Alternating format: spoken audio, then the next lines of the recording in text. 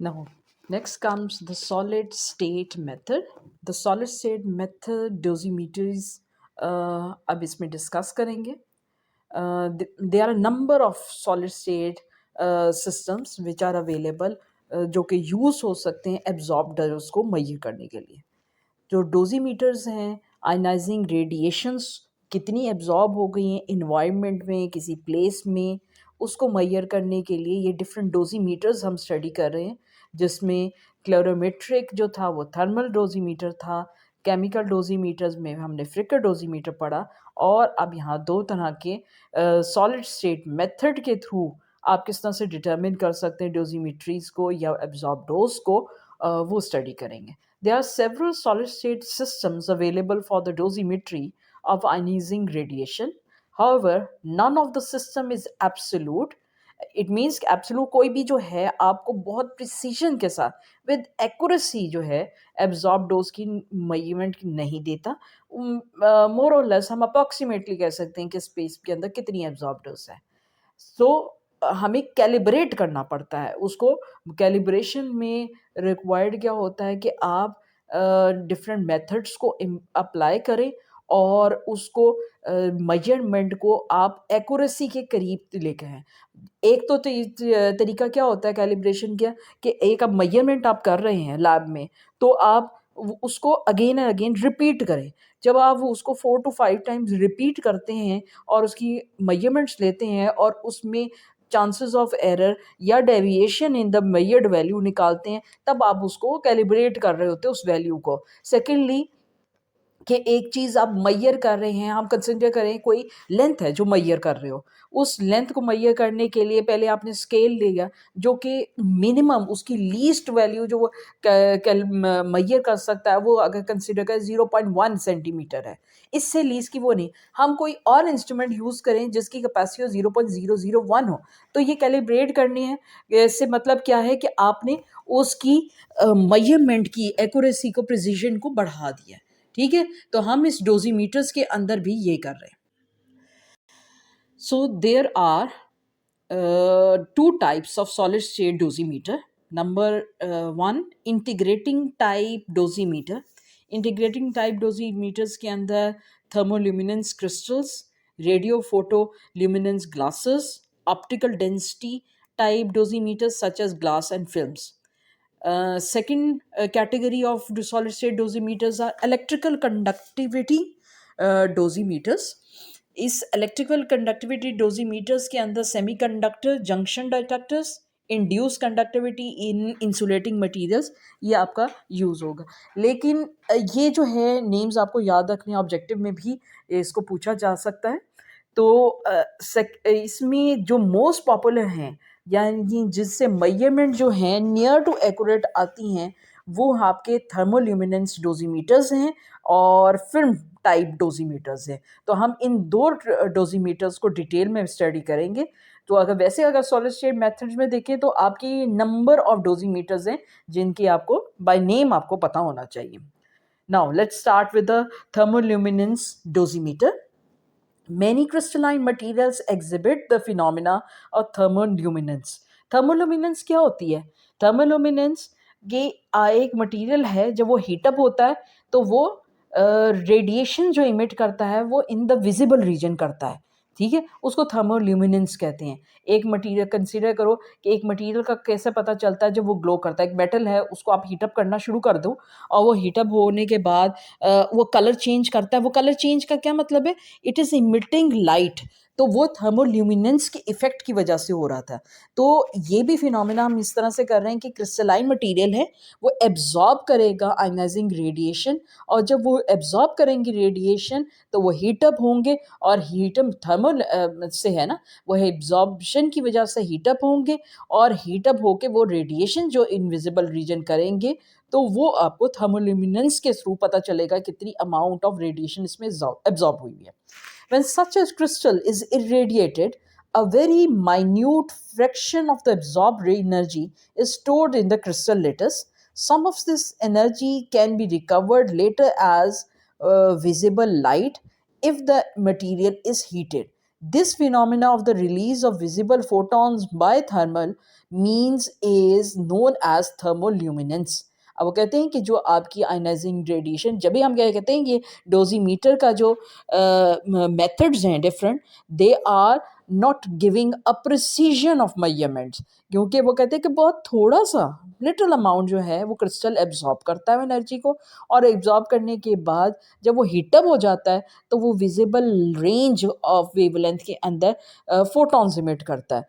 तो ये फिनोमेना जो थर्मोल्यूमिनेंस का होता है उससे आप मेजर करते हैं एब्जॉर्ब डोज। तो उसके लिए जो अरेंजमेंट है, ये स्कीमेटिक डायग्राम को देखो, जो स्कीमेटिक डायग्राम अवेलेबल है थर्मोल्यूमिनेंस की, इसके अंदर हम यहाँ पे देख रहे हैं कि हमारे पास एक हाई वोल्टेज की सप्लाई है। ये पीएमटी क्या है, ये कन्वर्ट करता है फोटो मल्टीप्लायर। ये हमारा जो है कन्वर्जन के लिए रिक्वायर्ड होता है कि ये हीट एनर्जी को लाइट एनर्जी के अंदर कन्वर्ट करता है एक एनर्जी को एक फॉर्म से दूसरी फॉर्म के अंदर। सेकेंडली आपके पास यहाँ पे एक एम्पलीफायर मौजूद है और रिकॉर्डर मौजूद है। एम्पलीफायर जो कि भी रिकॉर्डेड होंगी, जो फोटॉन्स इमिट होंगे इस पीएमटी के अंदर से, ये एम्पलीफाई होके रिकॉर्डर में आपको मिल जाएंगे। रिकॉर्डिंग फॉर्म, वो कोई स्पेक्ट्रोमीटर है, वो कोई डिस्प्ले है, वहाँ पे आप उसको देख सकते हैं। अब इसमें फोटोल्यूमिनेंस के अंदर सबसे पहले the arrangement of the measurement of thermoluminescence, यहाँ थर्मोल्यूमिनेंस को टीएल से जो है एब्रीवेट किया हुआ है। Output is shown in schematic this diagram 8.5। The irradiated material is placed in a heater cup और प्लेंशियट। अब ये कोई हीटर कप उन्होंने कंसिडर किया है कि इस हीटर की जो कि हीट के इस हीटर कप के अंदर, यहाँ पे आप ये देखो तो this one heater cup is available. इस हीटर कप के अंदर वो थर्मोल्यूमिनेंस कप मौजूद है। इसको हीटेड पावर सप्लाई से हीटअप किया जाएगा। हीटअप होगा तो थर्मोल्यूमिनेंस इसमें से विजिबल लाइट के फोनॉन्स नहीं, जो इसमें से फोटॉन्स, विजिबल लाइट के फोटॉन्स इसके अंदर से इमिट होंगे। ये देखें, ये फोटॉन्स इसमें से इमिट, और ये फोटो मल्टीप्लायर ट्यूब जो है जो कि कन्वर्ट करेगी इस लाइट एनर्जी को इनटू इलेक्ट्रिकल सिग्नल, ये वाली ये कन्वर्जन करेगी पीएमटी फोटो मल्टीप्लायर ट्यूब। इसमें से ये फोटॉन्स उसको मिलेंगे और इसको जो है कनेक्ट किया गया है विद हाई वोल्टेज सप्लाई ताकि इसकी वर्किंग हो सके, और इसमें से जो प्रोड्यूस होगी इलेक्ट्रिकल करंट वो एम्पलीफायर में जाएगी। एम्पलीफिकेशन होके अगर स्मॉल से सिग्नल है वो एम्पलीफाई होकर रिकॉर्डर के अंदर जाएगा, और वो रिकॉर्डर जो है एज अ डिस्प्ले जो है आपको दिखाएगा कितनी अमाउंट ऑफ एब्जॉर्ब डोज उसके अंदर मौजूद है। अच्छा, अब इसमें देखें, the irradiated material is placed in a heated cup or a planchet where it is heated for reproducible heating cycle. The emitted light is measured by a photomultiplier tube which converts light into an electrical current. The current is then amplified and measured by a recorder or a counter. There are several thermoluminescent phosphors available, but the most noteworthy are lithium fluoride, lithium borate, and calcium fluoride. Their dosimeter properties are listed. इनकी ये dosimeter property क्योंकि उनमें thermoluminance होती है, ये absorb करते हैं और ये emit करते हैं radiation in the visible range. That is why these different types of thermoluminescence materials are utilize. हम इसमें थर्मोल्यूमिनेंस के इनको यूज़ करते हैं और इनमें से हीट, यानी इस मटेरियल को आप ये कंसिडर करें, जिस मटेरियल को स्पेस या आपने किसी रूम के अंदर एब्जॉर्ब डोजेस को मेजर करना है, we put that material over there for some time, क्योंकि लिथियम फ्लोराइड को आपने रख दिया, वो एब्जॉर्ब कर लेगा। वो एब्जॉर्ब करने का जितनी उसने एब्जॉर्ब किया उसको हीट करेंगे, पावर उसके ऊपर रखेंगे आप इस कप शेप सैंपल होल्डर में, जो कि आपको यहाँ पे अवेलेबल है। जब वो हीटर के साथ वो हीटअप होगा, उसमें से रेडिएशन जो हैं वो इमिट होंगी, और वो रेडिएशन जो इमिट होंगी वो ये फोटो मल्टीप्लायर ट्यूब के अंदर जाएंगी. This photo multiplier tube will convert that light into electrical current, और वो इलेक्ट्रिकल करंट जो है एम्पलीफाई होके रिकॉर्डर में या आपका जो भी डिस्प्ले है उस पर आपको नज़र आ जाएगा. ठीक है, तो this is how the thermoluminescence theory work. और इसमें थर्मोल्यूमिनेंस या सॉलिड स्टेट रिएक्टर, इसको सॉलिड स्टेट मेथड इसीलिए कहा गया है क्योंकि इसमें ये मटेरियल यूटिलाइज हो रहा है, जो कि ये जो लिथियम फ्लोराइड हम कंसिडर कर रहे हैं, या लिथियम बोरेट का और calcium fluoride consider, these are solid state materials. जो उन सॉलिड स्टेट मटेरियल्स की वजह से इस मेथड को जो है वो सॉलिड स्टेट मेथड कहा गया है. ठीक है, अब ये जो है सिंप्लीफाइड फॉर्म में इन्होंने बताया हुआ है कि ये थर्मोल्यूमिनेंस होती किस तरह है, कि ये जो रेडिएशंस हैं, हीट से लाइट में कन्वर्जन किस तरह से होती है, उसको भी आप थोड़ा सा फॉर इंस्टेंस कर लें ये फ्लोरेसेंस की, जिसको अंडरलाइन किया हुआ है. if there is an instantaneous emission of light due to these transition, this phenomena is called fluorescence. अब fluorescence क्या है कि आप एक individual in an individual atom, अब फ्लोरोसेंस को डिफाइन करना है तो आपको ये सेकंड पैराग्राफ से पता चल रहा है. In an individual atom electrons occupy discrete energy levels in a crystal. आप जब क्रिस्टल देखते हो उसके डिफरेंट एनर्जी लेवल्स है, KLMN. उस KLMN के अंदर डिफरेंट सब शेल्स हैं, SPDF. SPDF ये आपके डिफरेंट सब शेल, इन सब शेल्स के अंदर इलेक्ट्रॉन चार्जेस लाई करते हैं. अब वो चार्जेस जब इंटरेक्ट कर, वो कंसिडर करते हैं कि वो डिफरेंट बैंड्स फॉर्म बनते हैं. बैंड थ्योरी को अगर जहन में लेकर आओ तो बैंड थ्योरी क्या थी कि जब ये एनर्जी लेवल्स कंबाइन होते हैं तो ये different valence band, conduction band और इन बिटवीन एक फॉरबिडन बैंड क्रिएट करते हैं. तो इसमें अलाउड एनर्जी लेवल्स के अंदर इलेक्ट्रॉन्स लाई करते हैं, और जो energy levels according to the Bohr's theory, जो एनर्जी लेवल्स अलाउड नहीं होते वो आपके फ्री स्पेसेस या गैप्स क्रिएट हो जाते हैं. ठीक है, in between the bands. So, on the other hand, electronic energy levels are perturbed by mutual interaction between atoms and give rise to energy band, the allowed energy bands and the forbidden energy bands.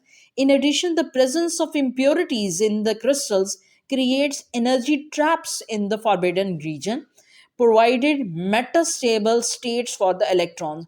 अब ये जो आपके जितने भी bands हैं, अब consider को एक क्रिस्टल है, वो प्योर क्रिस्टल है, उसके अंदर वो बैंड लेवल्स क्रिएट हुए हुए हैं, कंडक्शन ऑफ वैलेंस बैंड. इसके फॉरबिडन बैंड के अंदर कोई अलाउड एनर्जी लेवल नहीं था कि उसके ऊपर रिजाइड कर सकते हैं इनसे चार्जेस. लेकिन अगर उस क्रिस्टल को आप डोपिंग कर देते हैं, impurities, few fraction of other material जो है, एलिमेंट्स आप पीरियोडिक टेबल से देखते हुए डाल देते हैं, एक सेमीकंडक्टर मटेरियल है ना, सेमी, उसके अंदर डाल देते हैं, तो वो डोपेंट कहाँ जाते हैं, वो फॉरबिडन बैंड्स के अंदर वो एनर्जी ट्रैप्स क्रिएट कर देते हैं. These energy traps are considered to be the metastable state. Metastable यानी उसमें वो पार्टिकल जो है बिफोर डी एक्साइटिंग, वो ग्राउंड स्टेट पर जाने से पहले उसके अंदर वो ट्रैप हो सका, थोड़ी देर वहाँ पे रह सकते हैं, वहाँ पे आपकी वो थर्मोल्यूमिनेंस क्रिएट करवा सकता है. यानी अगर हम कंसीडर करें एक मटेरियल है, वो ग्राउंड लेवल से जब एक्साइट होता है तो ग्राउंड लेवल से हाई एनर्जी लेवल पे जाता है, और वो high energy level after sometimes spontaneously वो क्या होता है, उसने डी एक्साइट होना होता है, डी एक्साइट होकर वापस अपने ग्राउंड लेवल के ऊपर आना होता है. In between ground energy traps हैं, वो एनर्जी इन ट्रैप्स के ऊपर फॉल कर सकता है, और वो फॉर फ्यू सेकेंड्स जब उसके अंदर रहेगा, माइक्रो सेकेंड या मिली सेकेंड्स उसमें रहेगा, तो ये ट्रैप्स में आप यूटिलाइज किया जा सकता है. इस फिनोमिना को यूटिलाइज करके आप जो है उसकी ऑप्टिकल प्रॉपर्टीज जो हैं किसी भी मटेरियल की बढ़ाते हो, कि उसमें से अगर आपने डिफरेंट फिनोमिनास एग्जिस्ट करने, तो ये डोपेंट जो हैं वो इस तरह से वर्क करते हैं. In addition to the presence of impurities in the crystals create energy traps in the forbidden region, providing metastable state for electrons. When the material is irradiated, some of these electrons in the valence band, that is the ground state, receive sufficient energy to raise to the conduction band. The ये excitation का process हो गया. The vacancy thus created in the valence band is called the positive hole. अब वो attraction है एक electron की. The electron and hole moves independently through their respective bands until they recombine. जब वो रिकम्बाइन होगा, न्यूट्रलाइज होगा, they will release the energy. ठीक है, अब वो जो एनर्जी वो रिलीज करेंगे, अगर वो release of energy in the visible region होगी वो आपको नजर आएगी. अब वो क्या कहते हैं, the electrons and hole move independently through their respective bands until they recombine, electron returning to the ground state and until they fall into a trap metastable state. यानी दो पॉसिबिलिटी, या तो वापस अपने ग्राउंड स्टेट पे चला जाएगा या मेटास्टेबल स्टेट पे जाएगा. अगर मेटास्टेबल स्टेट में भी जाएगा तो it will release some of its energy. If there is an instantaneous emission of light due to their transition, this phenomena is called fluorescence. अब फ्लोरोसेंस क्यों हो रही है कि वो जो रेडिएशन, वो जो एनर्जी, रिलीज ऑफ एनर्जी हो रही है due to the de-excitation of electrons, वो डी एक्साइटेशन ऑफ इलेक्ट्रॉन्स की वजह से वो एनर्जी अगर विजिबल रेंज की रीजन में होगी, then it will produce fluorescent, it will produce light. That is the basic reason कि हम इस phenomena को fluorescence कहते हैं. If an electron in the trap requires energy to get out of the trap and falls through the valence band, the emission of light in this case is called the phosphorescence. अब phosphorescence is the delayed process of fluorescence. अगर instantly उसके पास energy है, वो for some time वहाँ पे resided करता है metastable state पे और वैलेंस बैंड में चला जाता है, तब वो फ्लोरोसेंस प्रोड्यूस कर रहा है. लेकिन अगर उसके पास एनर्जी नहीं है, अब उसकी एनर्जी जो है वो ट्रैप हो गया है मेटास्टेबल स्टेट में, उससे उसने निकलना है, तो उसके लिए उसको क्या रिक्वायर्ड है, उसको इस एनर्जी रिक्वायर्ड है. वो द इमिशन ऑफ एनर्जी जब होगी उस केस में आप उसको सप्लाई करेंगे. अभी आप देख सकते हो यहाँ पे बैंड थ्योरी की फॉर्म में बने हुए हैं डिफरेंट जो है ये जो सिंपल एनर्जी डायग्राम्स हैं, इसमें आप इरेडिएशंस देख रहे हैं. अब ये अब कंसिडर करें इस केस के अंदर जो ए आप फिगर देख रहे हैं, इस ए फिगर के अंदर ये वैलेंस बैंड है, ये कंडक्शन बैंड है. एक इलेक्ट्रॉन है, इरेडिएट किया, रेडिएशन अप्लाई की और वो उसने एब्जॉर्ब की एनर्जी, और वो कहाँ मूव कर गया, to other conduction band. After some time वो instead of coming back to the valence band, वो एक मेटास्टेबल स्टेट के अंदर जाकर ट्रैप हो गया इलेक्ट्रॉन. सेकेंड, उस केस में अगर इरेडिएशन नहीं आपने सप्लाई की, आप कंसिडर करते हो आपने हीटिंग की है, हीटिंग की है, उससे हीटिंग से नेक्स्ट उसके अंदर क्या हो रहा है, आप हीटिंग कर रहे हो. आप हीटिंग जब करते हो तो इस इलेक्ट्रॉन के पास एनर्जी आ जाती है और वो वापस अपनी वैलेंस बैंड में आ जाता है. अब ये जो है फ्लोरोसेंस, जो फ्लोरोसेंस इसमें प्रोड्यूस हो रही है, वो एब्जॉर्ब हीट जो है वो इन the form of thermal luminance radiation या थर्मल ल्यूमिनेंस फोटॉन्स की रिलीज से आपको ये डिटर्मिन हो जाएगा कि वो वापस अपनी स्टेट के ऊपर वापस आ गया है. अब इसमें देखें, if the fluorescence at room temperature is very slow but can be speed up significantly with a moderate amount of heating, the phenomena is called thermoluminescence. अब वो थर्मोल्यूमिनेंस कहते हैं कि अगर ये फ्लोरोसेंस जो है वो रूम टेम्परेचर में उसको हीट प्रोवाइड की जाए और वो हीट एब्जॉर्ब करने के बाद फिर अपने पास उसने गेन कर ली उतनी एनर्जी कि वो वापस ट्रांजिशन कर सकता है वैलेंस बैंड, और वैलेंस बैंड में पहुंचने के बाद वो रिलीज कर देता है. That is called the fluorescence. अगर वो कंसिडर करते हैं this transition from the metastable state to the valence band is very slow, इसको स्पीड अप करने के लिए क्या है, अब हीटिंग कर देंगे, आप सप्लाई करेंगे हीट उस मेटास्टेबल पे मौजूद इलेक्ट्रॉन को, तब वो हीट एक्वायर करके वो वापस वैलेंस बैंड में, और जो उसने एब्जॉर्ब की थी हीट वो रिलीज कर देगा in the form of thermoluminescence photon, तब हम इसको थर्मोल्यूमिनेंस कहेंगे. अब इसके अंदर ये जो प्लॉट देख सकते हैं, यहाँ पे प्लॉट बना हुआ है जिसमें रिलेटिव थर्मोल्यूमिनेंस नज़र आ रही है, और ये इस साइड पे वाई एक्सिस, और विद रिस्पेक्ट टू टाइम कि विद रिस्पेक्ट टू टाइम इसमें किस तरह से चेंज है. जब आप ये देखते हैं कि ये फर्स्ट वाला जो केस है, जब रिलेटिव थर्मोल्यूमिनेंस कम थी तो इट वाज टेकिंग 5 मिनट्स, जितनी ज़्यादा होगी उतनी ज़्यादा ये स्पीड अप हो जाता है प्रोसेस. तो इसको इतना भी आप जो है वो स्टडी कर लें तो आपके साथ ये क्लियर हो जाएगा फ्लोरोसेंस, फॉस्फोरेसेंस और थर्मोल्यूमिनेंस के फिनोमिनस। अब इसमें प्लॉट को स्टडी करने के बाद अब ये थोड़ा सा प्लॉट ड्रॉ करें और इसमें ये लिखें कि the plot of thermoluminescence against temperature is called a glow curve. This curve is called the glow curve. ये जो आपको सामने नजर आ रही है ना यहाँ पे, ये कर्व जो है वो ग्लो कर्व कहलाती है। ठीक है। सेकेंडली वो क्या कह रहे हैं, as the temperature of thermoluminescence material expose to radiation is increase the probability of trapped electron increases. जितना ज़्यादा जो है एब्जॉर्ब करता जाएगा उतनी ही ज़्यादा ट्रांजिशन होगी, जितनी ट्रांजिशन होगी उतनी ज़्यादा पॉसिबिलिटी बढ़ जाएगी कि आपका वो जो इलेक्ट्रॉन है वो मेटास्टेबल स्टेट के अंदर आके ट्रैप हो जाए। ठीक है। So the light emitted for thermoluminescence first increases, reaches a maximum value and fall again to zero। अब फॉल अगेन टू जीरो क्या हो रही कि जब एक दफ़ा रिलीज हो रही है उसके बाद वो डिक्रीज, क्योंकि कंसिडर कर रहे हैं वेरियस एनर्जी बैंड लेवल्स हैं ना, ट्रैप हो रही हैं वो एनर्जी लेवल के अंदर। तो वो कहते हैं since most phosphor contain a number of traps at various energy levels in the forbidden band, the glow curve में consist of number of glows peak as shown in figure. तो ये number of peaks curves हैं, ये different peaks हैं जो correspond कर रही हैं डिफरेंट एनर्जी लेवल्स को। ये वो डिफरेंट एनर्जी लेवल्स जो क्रिएट हो गए हैं, कुछ तो एनर्जी लेवल्स हैं जो कि आपके वैलेंस बैंड और कंडक्शन बैंड में लाई करते हैं, कुछ एनर्जी लेवल्स हैं जो कि मेटास्टेबल लेवल्स बन गए हैं due to the addition of impurities और द डोपेंट्स। नेक्स्ट इसमें जैसे लिथियम फ्लोराइड को कंसिडर किया हुआ, lithium bromide and calcium fluoride, वो क्यों प्रैक्टिकली हम यूज़ करते हैं as a solid material in this dosimeter. उसका रीज़न क्या है कि लिथियम फ्लोराइड, ये आप सेकेंड पैराग्राफ से देख सकते हैं, lithium fluoride has an effective atomic number of 8.2 compared to 7.4 for soft tissue. This makes this material very suitable for clinical dosimetry। अभी हम चीज़ों को कंपैटिबल भी तो रखना है ना, क्योंकि ये ट्रीटमेंट जो है वो बॉडी के लिए रिक्वायर्ड है, ये रेडिएशंस अल्टीमेटली बॉडी को रिसीव करनी है, तो वो हार्मफुल रेंज नहीं होनी चाहिए, कंपैटिबल रेंज होनी चाहिए। मैस मैस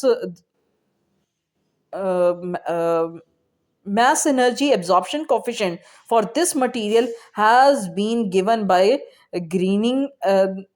जो एक आपके ग्रीने को ये साइंटिस्ट है, ये उसने कैलकुलेट किया था और उस कैलकुलेट करके उसने कहा था the dose absorb in lithium fluoride can be converted to dose in muscle by consideration similar to those discussed above. या अब वो देखो जिसमें हमने फॉर्मूलाज किए थे जिसमें हमने देखे थे कि absorb doses with respect to, मैंने टिश्यू करवाई थी, इसी तरह absorb doses with respect to muscles भी की जाती है जो कि उसे मास कंसंट्रेशन से रिक्वायर्ड होती है कि एक डोज है वो आप रेडिएट करवा रहे हैं मसल में, वो उसके मसल्स के डिफरेंट पार्ट्स के अंदर कितनी अमाउंट जो है होगी, और क्यूमुलेटिव डोज को वो कैलकुलेट किया जाता है, हर पार्ट का डिफरेंट जितनी उसने रिसीव की उसको एडअप करके उसकी समेशन ली जाती है। सो इसकी रिलेशन में हम ये देखते हैं कि जो थर्मोल्यूमिनेंस डोजीमेट्री है उसमें different types of solid state material को यूटिलाइज किया जा सकता है according to the need, according to the compatibility with the जो मेडिकल एड जिसको रिक्वायर्ड है उस पार्ट को, टिश्यू को, बोन को, मसल्स को, उसके अकॉर्डिंग ये कंसिडर किया जाता है। ठीक है। नेक्स्ट इसके अंदर हम कंसिडर कर रहे हैं कि thermoluminescence main advantage is in measuring dose in region where ion chamber cannot be used. So this is one advantage of thermoluminescence dosimeter, or thermoluminescence material is available in many forms and sizes, so it can be used for special dosimeter situations such as measuring dose distribution in the build-up region। और यानी आप जो है इसकी different sizes और forms में मौजूद है, तो इसको ज़्यादा अमाउंट में वाइडली इसको यूटिलाइज कर सकते हो। और इसके अंदर जो इश्यूज हैं कि इसमें प्रिसीजन जो है वो 3% है। तो ये अगर आपको एडवांटेजेस, जब अगर क्वेश्चन आता है जिसमें थर्मल ल्यूमिनेंस डोजीमीटर को आप कहेंगे explain in detail, so you have to give the advantages of the thermoluminescence dosimeter, जो कि इसमें ये लास्ट पैराग्राफ के अंदर लिखी हुई है, तो ये पर्सनल मॉनिटरिंग वगैरह के लिए ज़्यादा सूटेबल किया जाता है. So this was all about thermoluminescence dosimeter. Next topic will be the film dosimeter, which is also a second form of solid state method dosimeter. अब ये बहुत छोटा सा एक टॉपिक है जिसमें आप ये कंसीडर कर रहे हैं कि एक फिल्म की फॉर्म में है. इसमें आपने क्रिस्टल पूरा रख दिया था थर्मोल्यूमिनेंस डोजीमीटर में, और क्रिस्टल्स की डिफरेंट फॉर्म्स आपको बताई थी. ये 3 फॉर्म्स थी जिसमें लिथियम फ्लोराइड थी, लिथियम ब्रोराइड थी, कैल्शियम फ्लोराइड थी. These materials can be use, और डिपेंडिंग कि आपने किस जगह की वो डोजीमेट्री करनी है, वो एब्जॉर्ब रेडिएशन को मैयर करना है, उसके लिए आप उस स्पेसिफिक मटेरियल को यूटिलाइज करें. अब फिल्म डोजीमीटर के ऊपर आते हैं. फिल्म डोजीमीटर के अंदर एक transparent film, radio active film create की, रेडियो एक्टिव नहीं, रेडियोग्राफिक फिल्म बनाई जाती है, which consist of a transparent film base, जिसमें सेल्यूलर एसीटेट और पोलिएस्टर रीजन, यानी पोलिएस्टर रीजन एक रीजन यानी हम कोई बाइंडिंग चीज़ डाली जाती है, वो बाइंडिंग चीज़ से आपका जो मटेरियल है वो कोटिंग उसकी सही होती है. Coated with N emulsion containing very small crystals of silver bromide. So actual काम जो रेडियोग्राफिक फिल्म में करना है वो करेगा सिल्वर ब्रोमाइड. सिल्वर ब्रोमाइड को मिक्स किया गया है विद दैट बाइंडर्स, और उस बाइंडर्स के साथ मिक्सिंग के बाद ये कोटिंग क्रिएट की गई है. When the film is expose to ionizing radiation और visible light, a chemical change takes place within the expose crystal to form what to refer as a latent image. When the film is developed, the effective crystals are reduced to small grains of metallic silver. अब देखो silver bromide जो है वो reduce हो गया है. जब radiations उसके ऊपर आती हैं, वो एब्जॉर्ब करता है रेडिएशन, उसके अंदर केमिकल चेंजेस आती हैं, और वो केमिकल चेंजेस उसके अंदर किस तरह से प्रोड्यूस हो रही हैं कि वो मेटालिक सिल्वर के अंदर उसका ब्रोमाइड अलग हो गया, वो सिल्वर की फॉर्म में हो गया. The film is then fix. The ineffective granules are removed by fixing solution, leaving a clear film in the place. अब जितने हो गए, जितनी एब्जॉर्ब की थी, वो अमाउंट ऑफ रेडिएशन के लिहाज से उतने वो सिल्वर में कन्वर्ट हो गए. बाकी जितने क्रिस्टल्स रह गए सिल्वर ब्रोमाइड के, उनको आप रिमूव कर देते हैं. और जब आप रिमूव करेंगे, जो आपका फिक्सर जो रिमूव करेगा वो सिर्फ सिल्वर ब्रोमाइड के अनइफेक्टिव क्रिस्टल्स को रिमूव करेगा, जबकि आपके मेटल के क्रिस्टल वहीं सेम रहेंगे. The metallic silver which is not affected by the fixer causes darkening of the film. Thus the degree of darkening of an area of the film depends on the amount of free silver deposited and consequently on the radiation energy absorbed. अब वो जो silver है वो film, radiographic film में वो dark colour में, वो dark areas नजर आएंगे, और वो डार्क एरियाज शो कर रहे हैं the amount of the silver deposit. और आप इसको कैसे alternatively you can say the amount of absorb dose, जो एब्जॉर्ब डोज हुई है सिल्वर ब्रोमाइड में, वो सिल्वर मेटालिक सिल्वर में कन्वर्ट हो गया, और वही आपको डिटरमिन करेगा कि कितनी एनर्जी एब्जॉर्ब है. The degree of blackening of the film is measured by determining optical density with a densitometer. This instrument consists of a light source, a tiny aperture through which light is directed and light detected. जो एक director photo cell है. अब आपने एक film को darken कर दिया, जिसमें से जितनी आपकी डार्कनिंग हुई, बाकी जो होगी वो ट्रांसपेरेंट होगी, और जब लाइट आप इसमें से फॉल करेंगे तो ये जो ऑप्टिकल डेंसिटी का जो फॉर्मूला लिखा हुआ है, इस ऑप्टिकल डेंसिटी से आप डिटरमिन कर सकेंगे कि कितनी अमाउंट जो है एब्जॉर्ब हो गई है आयनाइजिंग रेडिएशन में. ओडी जो है वो ऑप्टिकल डेंसिटी का एब्रीवेशन है, जो क्योंकि लॉग क्यों लिया जा रहा है, क्योंकि वी हैव टू मैयर के वो डिफरेंट एरियाज में है. जब आपके फिल्म के पूरे उसमें ह्यूमोजेनियसली हो तब आपको वो एक वो मैक्सिमम वैल्यू आती है, लेकिन जब आपके डिफरेंट एरियाज के ऊपर लाई करती है तो you have to take the graph, और जब वो ग्राफ होते हैं तो area under the curve will determine the optical density. अब इसमें रेशियो ली हुई है, रेशियो इसमें I naught over I T की फॉर्म में ली हुई है. आई नॉट जो है that is the relation we took जब रेडिएशन उसमें से इमिट नहीं हुई थी. अब कहेंगे इंसिडेंट और जो एब्जॉर्ब रेडिएशन उनका जो है रेशियो वो डिटर्मिन इसमें कर रहा है कि डोजीमीटर में। तो ये जो है रिलेशन उससे आप डिटर्मिन कर सकते हैं what is the amount of absorb radiation. और यहाँ पे देखिए फिक्सिंग सोल्यूशन और एसिडिफाई उनकी वो मटेरियल लिखा हुआ है कि कौन से फिक्सिंग सोल्यूशंस को यूज। फिक्सिंग सोल्यूशन वो था जिसने अनएब्जॉर्ब सिल्वर ब्रोमाइड के जो क्रिस्टल्स हैं उसको रिमूव करना है, और एसिडिफायर्स ये वाली चीज़ें ये दोनों मिक्स करके अब एसिड के थ्रू ये मिक्स वो इफेक्ट नहीं करेंगी मेटालिक सिल्वर को। वो जो डिपॉजिटेड है फिल्म पे वो डिपॉजिटेड रहेंगे, वो डार्कन करते रहेंगे, and they will be used to determine the amount of absorbed dose. So this was all about the dosimeters. यहाँ पे आपके ये डोजीमीटर्स का जो टॉपिक है वो कंक्लूड होता है। Thank you.